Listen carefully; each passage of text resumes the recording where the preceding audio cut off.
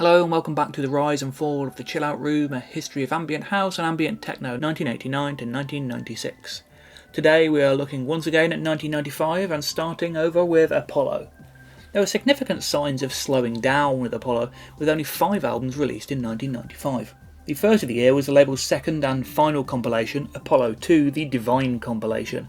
It's an interesting, slightly odd selection that ranges from released and forthcoming Apollo material to licensed tracks, some feeling slightly superfluous. Global Communications' Incidental Harmony from 1992, a music track, and a couple of pieces from Andrea Parker.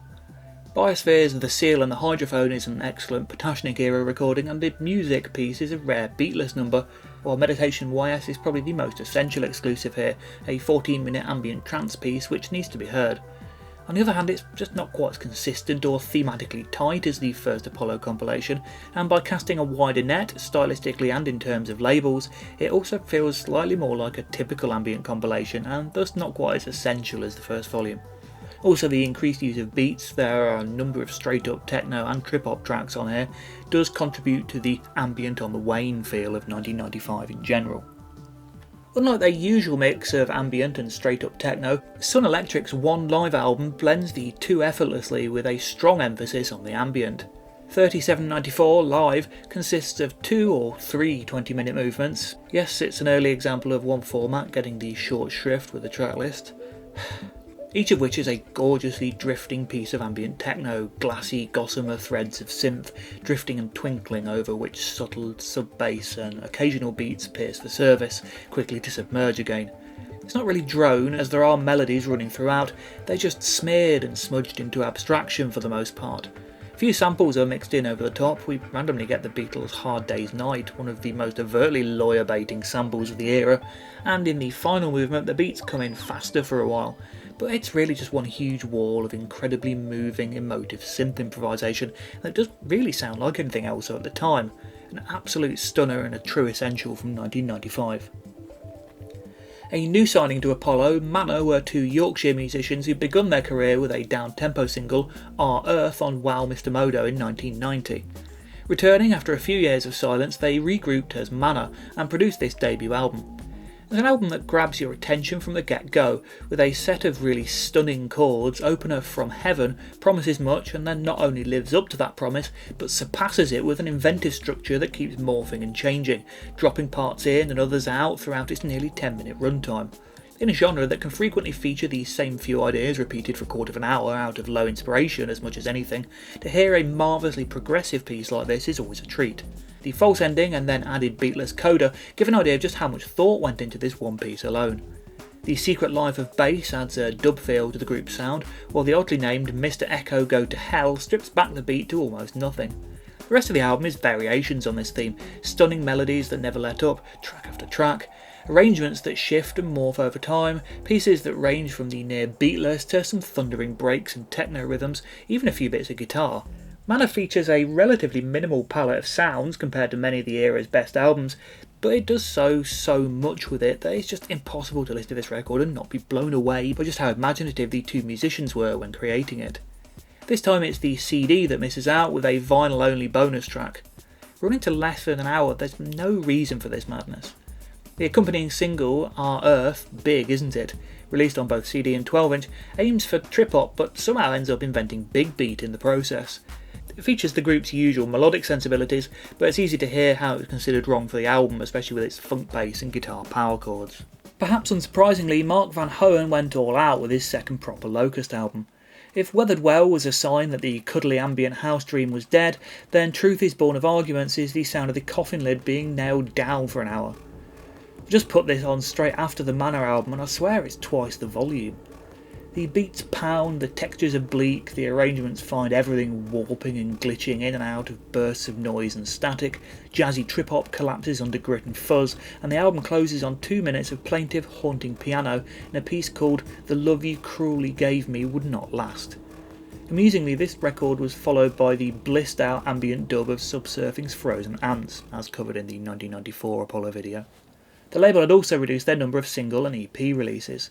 Of those not simply promoting albums, Annie Williams had two, her only solo releases, and produced by Mark Van Hoen, they're effectively Locust. Williams would feature heavily on the next Locust album. Moody, jazzy trip-hop, they feel more contemporary than any of the year's album releases. Ruby features possibly the ultimate mid-90s Designers Republic design. Japanese techno producer Takayuki Shiraishi put out his only release under the name Planetoid on Apollo. Sundog is a beautiful uplifting ambient techno track worth tracking down. Although it now exists on the Apollo Bandcamp page, Tournesol's second and final album, Moonfunk, was actually released on R&S. Not that means it's a techno album. With styles shifting rapidly at this point, I get the feeling Renard wasn't entirely sure what to do with his two labels, juggling new sounds with ones the label was most famous for, and so there are some interesting placements in the mid-90s. Moonfunk is an odd album all round, to be honest. While Kokotsu had a very distinct style and sound throughout, the group's follow-up is all over the map. Drone, techno, abstract sound design, trip-hop, hip-hop featuring an actual rapper variety, electro, ethno-ambient, breaks, future jazz, it's all here. The duo actually manage each direction effortlessly, showing a remarkable skill in production, but I'm not convinced it actually works as an album, so disjointed that it never appears to have a particular atmosphere or direction. Nevertheless, it kind of predicts a lot of the electronic records that would come later in the decade, especially those on the breaks and big beat end of things, which would frequently incorporate elements of numerous other genres. It's just a shame that Tournesol wouldn't be around to capitalise on it. Also on R&S, and not entirely fittingly, was John Beltran's Earth and Nightfall. An American producer who'd been making a name for himself, Beltran worked in the most mellow avenues of techno, channeling the most gentle, soulful ends of the earlier Detroit producers, blended with deep house and ambient. Like his US predecessors, and at odds with the burgeoning European techno scene, Beltran puts mood and melody first, coming up with some stunningly beautiful pieces.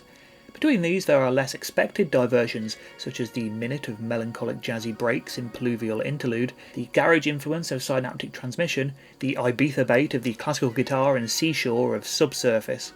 Unlike many of his contemporaries, Beltran didn't start with a steady stream of 12 inches, instead only putting out the title track before the album. That piece is a classic slice of Detroit techno, and one of the album's highlights. Probably the best moment is the three-part heartbreaker Mutualism, The Dawn and Anticipation, all in the same key and tempo and moving through vocal sampling house, breaks and ambient techno, replete with stunning melancholia. It might not be what people think of when they first think of 95, but it's a gorgeous, gorgeous record, and despite its regular 4-to-the-floor pulse, feels more ambient than a lot of albums promoted with that word at the time. On the whole, it was an incredibly solid year for the labels. R&S also had success with techno from Ken Ishii, Carl Craig, Kenny Larkin and Juan Atkin, with high quality across the board, and especially on Apollo, even though things were slowing down in terms of numbers. It would also be the last great year for Apollo, with 1996 marking a significant change. After such a successful year in 1994, probably a higher hit rate than any other label at any other point, one might imagine Rising High would have continued to push their fantastic brand of ambient techno. In fact, the label was arguably the first to drop ambient altogether. Having already begun to change his sound after his debut album Fat Lab Nightmare, throwing in funkier grooves on the following two EPs, Luke Vibert dropped ambient techno entirely for his follow-up Throbbing Pouch. The Wagon alias has become known for its blend of funky trip-hop, instrumental hip-hop and jazzy down-tempo, and that is all in evidence here. There are still atmospheric moments. Down Under has some creepy background ambience, the brief Rexist is brooding, and Intermission is beatless synth drone. But on the whole, Throbbing Pouch draws a sharp line underneath ambient techno and says, no more, this is the future of down-tempo music.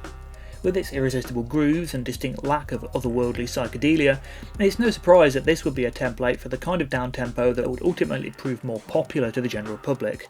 The album was followed by a pair of EPs, the Redone EP featuring Aphex Twin remixing Spotlight in drill and bass style, before Luke left Rising High and signed Wagon to Virgin briefly, before the project found a natural home on Ninja Tune. In the years since, Vibert has expanded his range of aliases, producing everything from jungle to deep house, IDM to disco, acid house to UK garage, rave throwbacks to dubstep, working with everyone from Reflex and Warp to Mo Wax and Planet Mew. Fat Lab Nightmare remains his only foray into ambient music. Bedouin Ascent released his second and final album in '95, a slightly more refined set this time that broadly abandons ambient for a solid mix of UK IDM beats and Detroit techno warm melancholia. It's a beautiful set, but one that focuses on the emotional aspect of beauty and chaos rather than aiming for mind-altering atmospherics. A couple of acidic electro albums came from the Air Liquide spin-offs Jamming Unit and Radio Waves. Meanwhile, Air Liquide themselves put out another lengthy headfuck of a release in Abuse Your Illusions, a 2 CD set also released as 2 separate double LPs compiling live tracks, remixes, rarities and a handful of new recordings. The release features a handful of ambient tracks, but here the ambient lacks the atmosphere of earlier releases, with tighter and drier production and, in many cases, chunky hip-hop beats replacing the classic drum machines. This will become the group's modus operandi for the next few releases, gradually morphing into acid breaks over Sonic Weather Machine, Red and Black, bringing their 1995 total to 4 albums. By 1999's Anybody Home, released on EMI's Harvest label, they were pushing trip-hop and big beat. By their final album, 2004's Let Your Ears Be the Receiver, they had developed into vocal electro house, utterly unrecognisable from their ambient acid beginnings.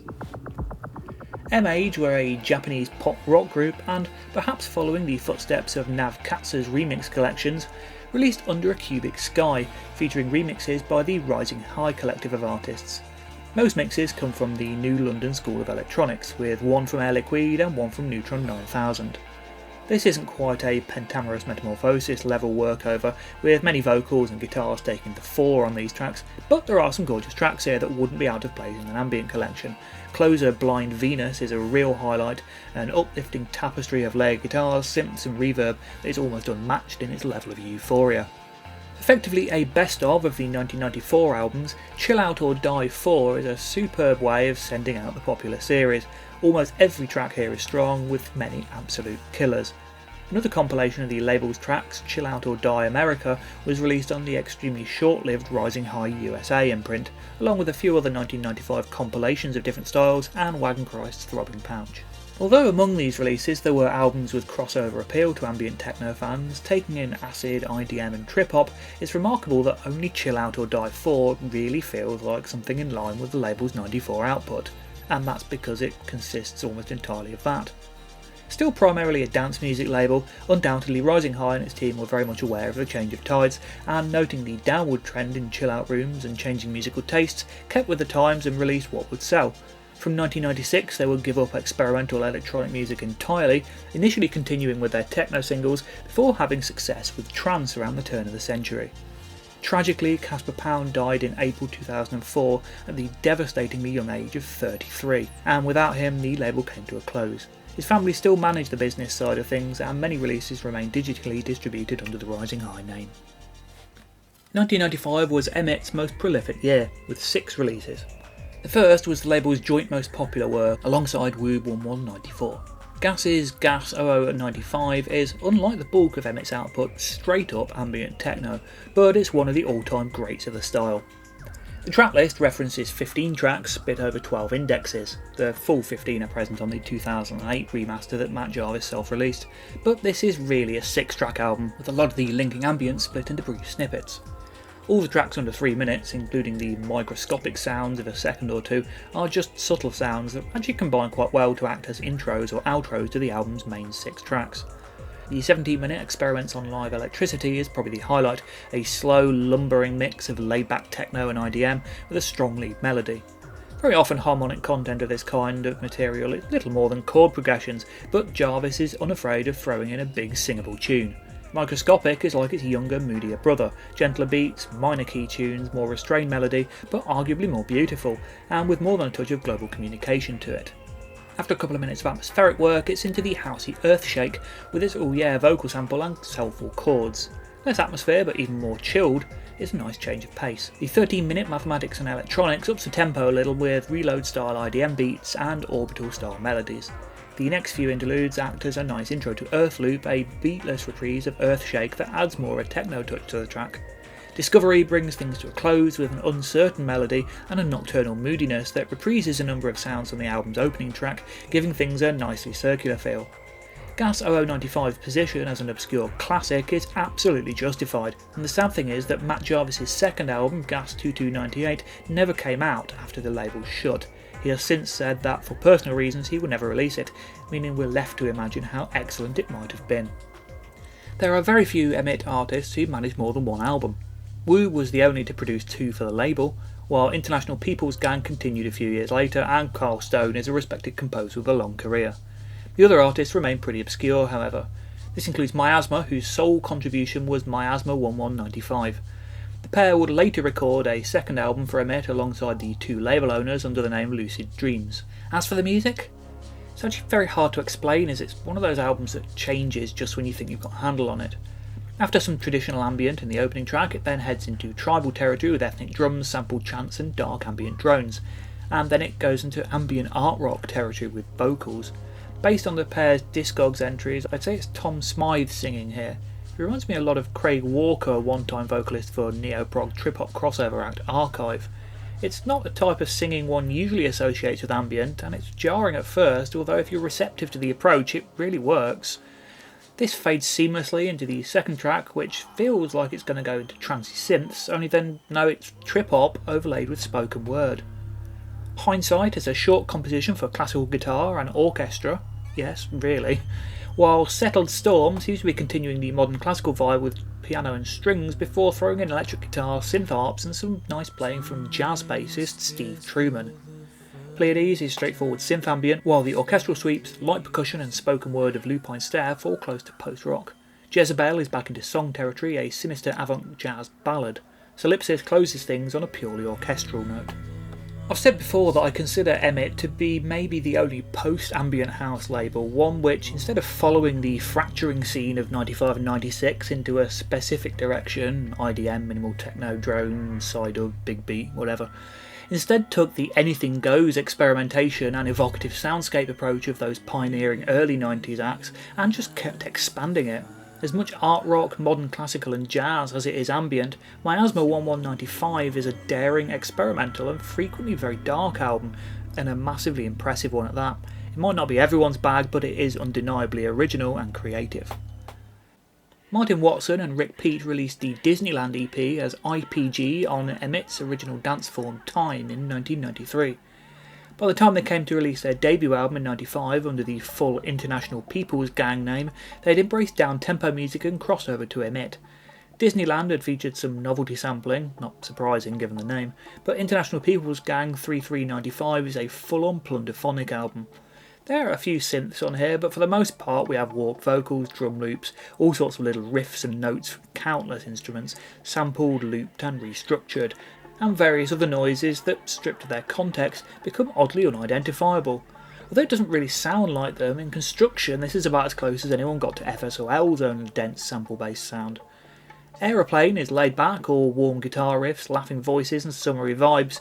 Diagonal heads darker into murky drones, whispered voices and jazzy stabs. The repeated phone dial and off-kilter synths of Glow are similarly unsettling. 9 Churchill Drive is more distracting than anything, its sample of Eno's and ending just too obvious to hear it as anything else. A shame because the piano, guitar and bells that accompany it are gorgeous. It eventually builds up into Orbish dub and bagpipes. Somehow it almost even works. The pair still bring in some of their own dance roots, most notably on the progressive house beats of Ultraviolet. Although often grown from the same ingredients, samples, slower tempos, chilled vibes, 90s ambient and trip-hop always felt strangely at odds with each other.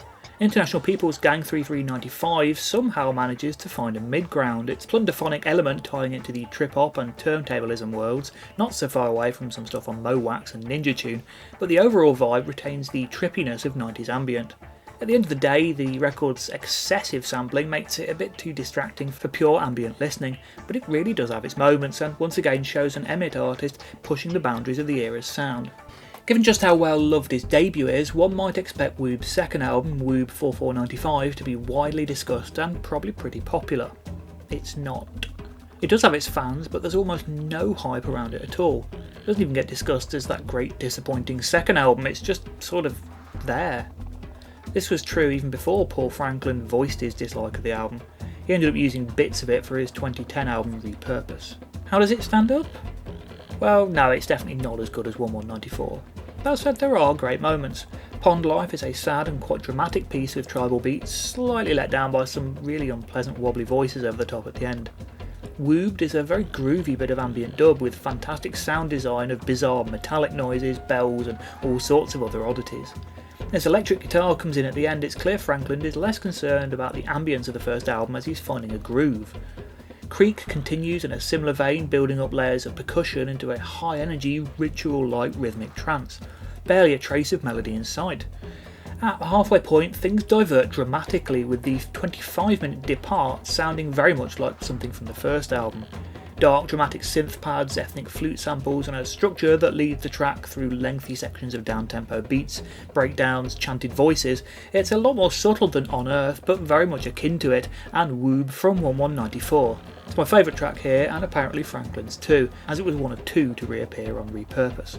Closer Later combines the album's two sides with a very live sound, percussion and acoustic guitar with some improvised trumpet for the most part, but the atmosphere and mood of Depart.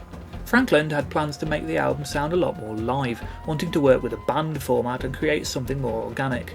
Studio limitations prevented this from properly happening, leading to a compromised album, one that lacked both the spontaneity of the debut and the live feel of the original plan. As a result, it's an awkward, disjointed record, the first half sounding like a prototype for a new sound that Franklin would never expand on, the second half sounding like a more stylistically consistent follow-up to his debut.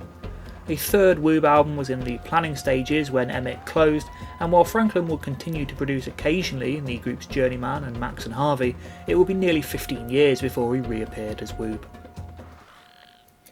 Emmett adopted a structure of a compilation followed by two albums, meaning the number of compilations was dramatically higher than found on similar labels.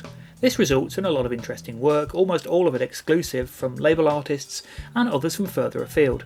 The higher release rate in '95 resulted in the year bringing about two compilations from the label. Symmetrics, although largely a house trio, were actually a spin-off from the tribal ambient post-industrial group Oyuki Conjugate, and that tribal sound is very much in evidence on Emmett 2295's opening track. It's called Shocked Face, Sad Face, with all the colons and brackets and stuff, back in those pre-emoji, even pre-emoticon days. It's a solid bit of ethno-ambient anyway. Elsewhere we get a number of lesser known artists from previous compilations, Bad Data, Strawberry Girl, plus Coco Steel and Love Bomb popping over from Warp again, while newcomers include Scanner and Thomas Kona, showing that the label was not averse to the isolationist end of things. Just as an aside, has anyone else noticed that Thomas Kona always looks so much more smiley than one would ever guess from his music? There are several exclusives from Emmett artists, including Celia Green, preempting the Lucid Dreams album, Miasma, Gas and Woob. Woob's is 1433, seemingly a live band jam and the piece that inspired the direction he wanted to take the second album in. It's a really rather lovely piece of laid back down tempo music, although one that's far, far away from any other Woob material. In the end, I'm glad Depart was the path he decided was the best. Paul Cook, founding member of Sade, yes, they are a band, not just a singer, see also Toya and at one time Alice Cooper, provides a bizarre and surreal piece of sound art under the name PII. Gas's Shockwaves is a lovely piece, stylistically similar to his album but with a more dramatic tone to it. Among Emmett 5595's ranks are A Small Good Thing, Symmetrics member Andrew Hume's project who'd appeared on 3394, one-off project The Ear, and many familiar names. We also get some International People's Gang and Miasma and another Woob track, as well as previews of forthcoming Emmett artists Beat System and Carl Stone. Quite a disjointed affair, this one, with everything from deep house to post-industrial experimentalism, dub to music concrete, and trip-hop turntablism. Woob's mould once again feels closer to down-tempo chill-out music than atmospheric ambient. And I think that's probably about enough for this video. Please do let me know what you think. I'd love to hear your comments on the music released by these labels in '95. There are also like, subscribe and share buttons if you'd like to press them. And for those of you who use Spotify, check down below in the video description. There should be a link to a Spotify playlist that accompanies this series of videos. I'll be updating that with all the material I cover every time a video comes out. Next time I'll be returning with a heap load more '95. Hope to see you then.